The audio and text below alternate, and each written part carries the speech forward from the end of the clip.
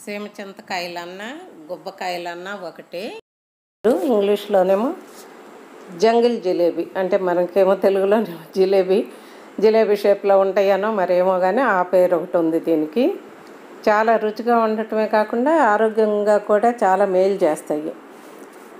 ఈ seasonal fruits ఏ సీజన్లో ఆ సీజన్లో తినటం ఎంత మంచిదో ఈ వేసవికాలంలో దొరికే ఈ కాయలు కూడా మనకి అంతే ఆరోగ్యానికి మేలు చేస్తాయి. ఇవి పచ్చిగా ఉన్నప్పుడు వగరుగా ఉంటాయి కానీ వాటిని వగరకాయలను కనుక మనం తింటే గొంతు రుగ్మతలు తగ్గుతాయి. పండుకాయలు తీయగా ఉంటాయి, నీరు శాతం కూడా ఉంటుంది, ఫైబర్ కూడా అధికంగా ఉంటుంది.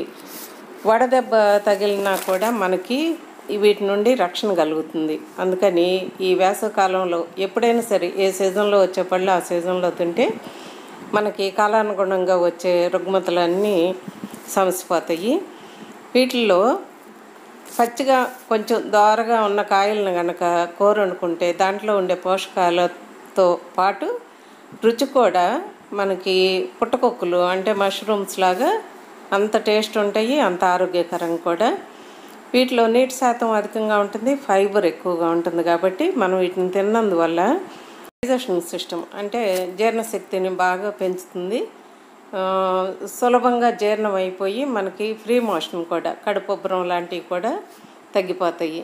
కనుక ఇవి ఎప్పుడు దొరికినా తినటం అవసరం మనకి, మన ఆరోగ్యానికి. వడదెబ్బ నుండి మాత్రం చాలా కాపాడుకోవచ్చు. ఇందులో కాల్షియం అధికంగా ఉంటుంది కనుక ఎముకల పుష్టికి బాగా పనిచేస్తాయి. సి విటమిన్ కూడా బాగా ఉండటాన మనకి వ్యాధి నిరోధక శక్తి పెరుగుతుంది. అంటే ఆరోగ్యాన్ని పెంపొందించే శక్తి వీటిల్లో ఉంది. వీటికి ఇంకా మెగ్నీషియం, ఐరన్, ఫాస్ఫరస్ అన్నీ కూడా మనకి అంటే ఆరోగ్యానికి పనికొచ్చే లక్షణాలన్నీ కూడా ఈ పళ్ళల్లో ఉన్నాయి కనుక మనకు వీలైనంతగా వీటిని తినటం అవసరం. ఇది తోటలో ఉండే వాళ్ళకైతే ఎక్కడైనా ఓ మూల ఓ చెట్టు ఉంటానే ఉంటుంది. చెరువు గట్లెమ్మట, కాలువలు గట్లెమ్మట ఉంటాయి, అవే తీసుకొచ్చి అమ్ముతుంటారు. ఖరీదు ఎక్కువగా ఉంటాయి కానీ ఆరోగ్యానికి చాలా మేలు చేస్తాయి కనుక కొనుక్కొని తినటం కూడా అవసరమే. నాకైతే వీటి మీద చాలా అవగాహన ఉంది. అందుకని చెప్పి ఖచ్చితంగా ఇది కూడా జామ చెట్టు, నేరేడు చెట్టు, నారింజ చెట్లలాగా దీన్ని కూడా నేను మా పెరట్లో వేశాను. 2 మొక్కలు వేసా. ఒకటి చాలా పెద్ద పెద్ద కాయలు, ఆవు కాయలు కాసింది, ఒకటేమో కొంచెం సన్నకాయలు కాసినవి. పచ్చి కూర వండుకుంటాను, పండు అన్నీ కూడా తినేస్తాం.